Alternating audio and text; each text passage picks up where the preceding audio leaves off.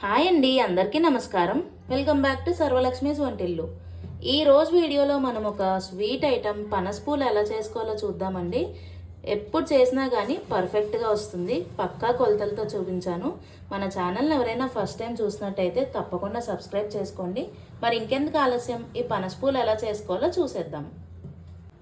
ముందుగా ఈ పనసపూలు చేయడానికి మనం పిండిని రెడీ చేసుకోవాలండి. దానికోసం నేను ఇక్కడ ఒక గ్లాస్ మైదా తీసుకుంటున్నాను. మైదా ప్లేస్లో మీరు కావాలంటే గోధుమ పిండి అయినా తీసుకోవచ్చు. ఇప్పుడు ఇందులోనే చిటికెడు ఉప్పు వేసుకోవాలండి. ఒకసారి వీటిని కలుపుకుందాం.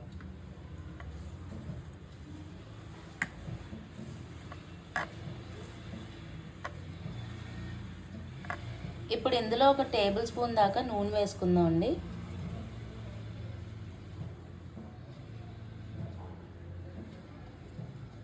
వేసుకుని పిండి ఒకసారి కలుపుకోవాలి, ముద్ద కట్టాలి పిండి.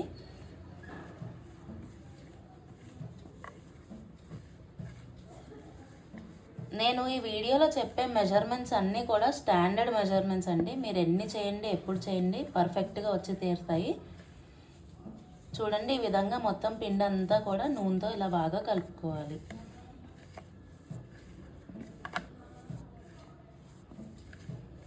ఇలా కలుపుకున్నాక ఇప్పుడు ఈ పిండిని నీళ్ళు పోసుకుంటూ కొద్ది కొద్దిగా నీళ్ళు పోసుకుంటూ కలుపుకోవాలి. ఒకేసారి పోసేయకండి, ఎక్కువైపోతాయి. కొద్ది కొద్దిగా పోసుకుంటూ కలుపుకోవాలి. మనం చపాతీ పిండికి కలుపుకుంటాం కదండి, ఆ విధంగా పిండి ఉండాలి. చూడండి, పిండి ఈ విధంగా కలుపుకోవాలి. ఇప్పుడు దీని మీద కొంచెం ఆయిల్ వేసుకుని ఒక పావు గంట సేపు నానబెట్టుకోవాలండి. మొత్తం పిండి అంతా పట్టించేసి ఒక పావు గంట సేపు పక్కన పెట్టుకోవాలి. ఇప్పుడు స్టవ్ మీద ఒక బాండీ పెట్టుకుని డీప్ ఫ్రై చేసుకోవడానికి సరిపడా ఆయిల్ పోసుకుందాం అండి.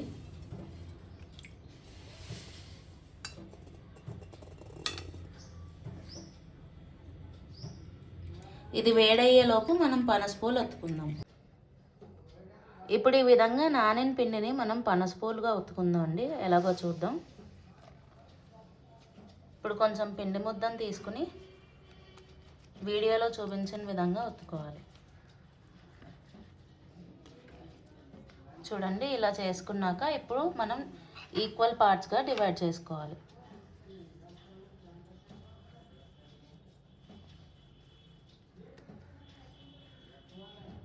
చూసారా, ఈ విధంగా చేసుకుని ఇప్పుడు మనం ముక్కలుగా కోసుకుందాం. అప్పుడు అన్ని పనసపూలు కూడా మనకు ఒకే సైజులో ఉంటాయి. ఒకటి చిన్నది, ఒకటి పెద్దది అలా ఉండదు.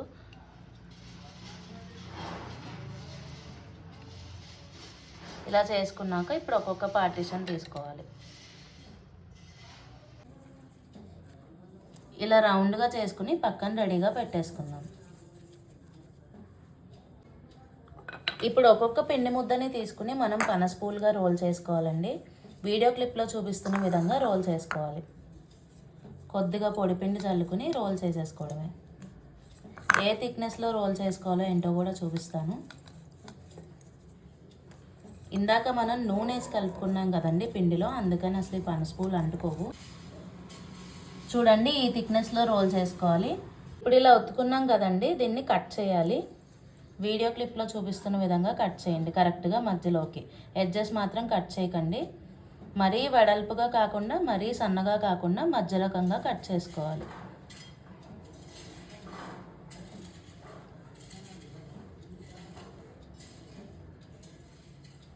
చూడండి, మొత్తం ఇదే విధంగా కట్ చేసేసుకోవాలి.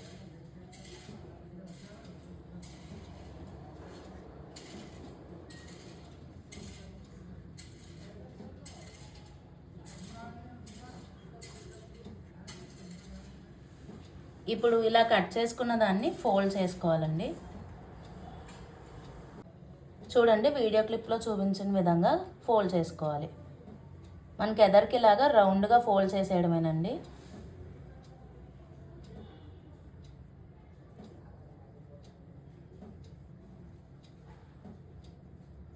మొత్తం అంతా కూడా ఒక్కొక్క లేయర్ తీసుకుంటూ ఎదరికిలాగా ఫోల్డ్ చేసేయాలి రౌండ్గా.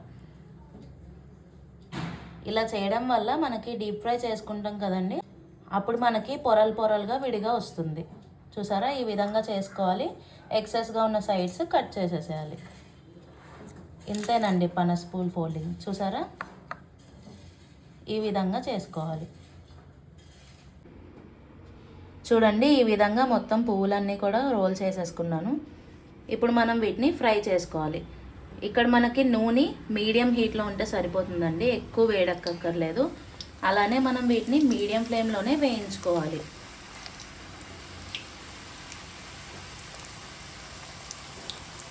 మూకుడికి ఎన్ని పడతాయో చూసుకొని అన్నీ వేసుకొని వేయించుకోవాలి. చూసారా, వాటంతట అవే పైకి వచ్చేస్తున్నాయి కదా. ఒకసారి వీటిని వెనక్కి తిప్పుకుందామండి. ఇంకొక సైడ్ కూడా టర్న్ చేసుకుని ఫ్రై చేసుకోవాలి. మనకి ఇవి మంచి గోల్డ్ కలర్ రావాలండి. చూసారా, ఈ విధంగా ఫ్రై చేసుకోవాలి. ఇప్పుడు నేను చేసేది స్వీట్ అండి, వెరైటీ. ఇందులో హాట్ కూడా ఉంటుంది. అవి నేను తర్వాత వీడియోస్లో చేసి మన ఛానల్లో పోస్ట్ చేస్తాను. చూడండి, ఈ విధంగా మనకి మంచి గోల్డ్ కలర్ వచ్చాయి కదా. ఇప్పుడు వీటిని తీసేయాలి. ఒకవేళ ఈ కలర్ రాకుండా తీస్తే మనకి ప్రాపర్గా ఫ్రై అవ్వదండి, మెత్తగానే ఉండిపోతాయి. అందుకని ఖచ్చితంగా ఈ కలర్ ఉంచే వరకు ఫ్రై చేయండి. చూడండి, ఈ విధంగా మొత్తం అన్నీ కూడా బయటకు తీసేసుకోవాలి. చూడండి, ఈ విధంగా మొత్తం అన్నీ కూడా వేయించేసాను. ఇప్పుడు వీటిని పక్కన పెట్టుకుందాం. ఇప్పుడు మనం పాకం పట్టుకోవాలండి. దానికోసం స్టవ్ మీద దలసరిగా ఉన్న గిన్నె ఒకటి పెట్టుకోవాలి. నేను ఇక్కడ 3/4 గ్లాస్ పంచదార వాడుతున్నానండి. ఇది కరెక్ట్గా సరిపోతుంది. తీపి ఎక్కువ తినేవాళ్ళు పెంచుకోవచ్చు. మనం 1 గ్లాస్ మైదా తీసుకున్నాం కదా, దానికి 3/4 గ్లాస్ పంచదార. ఇప్పుడు ఈ పంచదార ములిగేదాకా మనం వాటర్ పోసుకోవాలండి. వాటర్ పోసుకొని మనం పాకం పట్టుకోవాలి. ఏ పాకం రావాలి ఏంటి మీకు చూపిస్తాను. సాయంత్రం అప్పుడు పిల్లలు వచ్చే టైంకి చక్కగా ఇలా స్నాక్స్ చేసి పెడితే వాళ్ళు చాలా ఎంజాయ్ చేస్తూ తింటారండి. ఈ పనసపూలు ఎక్కువగా మనకి ఫంక్షన్లోను, పండగలప్పుడు, సంక్రాంతి పండగలప్పుడు, అలాగే ఆడపిల్లల సార్లలో ఎక్కువగా కనిపిస్తూ ఉంటాయండి. చూడండి, మీకు పాకం చూపిస్తాను. మనకి తీగ నుంచోవాలి, ఆ పాకం రావాలండి. ముదర తీగ పాకం అంటారు కదా, ఆ పాకం రావాలి. తీగ నుంచోవాలి మనకి. చూసారా, ఇలా నుంచుంటోంది కదా తీగ, ఈ పాకం మనకి రావాలి. ఇలా వచ్చిన తర్వాత ఇంకా స్టవ్ ఆఫ్ చేసుకోవచ్చు. ఇప్పుడు ఇలా వచ్చిన పాకంలో 1 టీ స్పూన్ మనం యాలకుల పొడి యాడ్ చేసుకోవాలండి. నాకు కొంచెం ఈజీగా ఉంటుందని చెప్పి నేను వేరే గిన్నెలోకి తీసుకున్నాను. ఒకసారి ఇది బాగా కలిపేసుకోవాలి.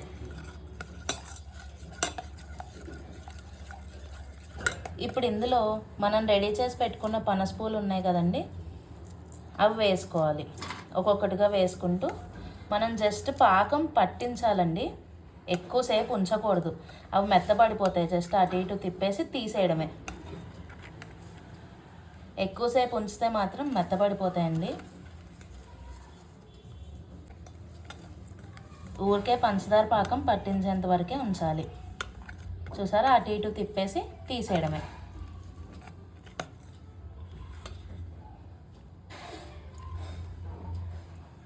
మొత్తం అన్నీ కూడా ఇదే విధంగా చేసుకోవాలి.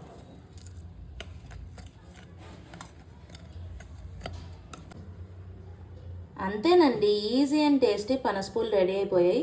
చూసారా ఎంత బాగా వచ్చాయో. మీరు అందరూ కూడా చేసుకుని తిని టేస్ట్ ఎలా కుదిరిందో కామెంట్ సెక్షన్లో చెప్పండి. ఈ వీడియో కనుక నచ్చినట్టయితే లైక్ చేయండి, షేర్ చేయండి, కామెంట్ చేయండి. మరిన్ని వీడియోస్ కోసం మన ఛానల్ తప్పకుండా సబ్స్క్రైబ్ చేసుకోండి. Thank you very much.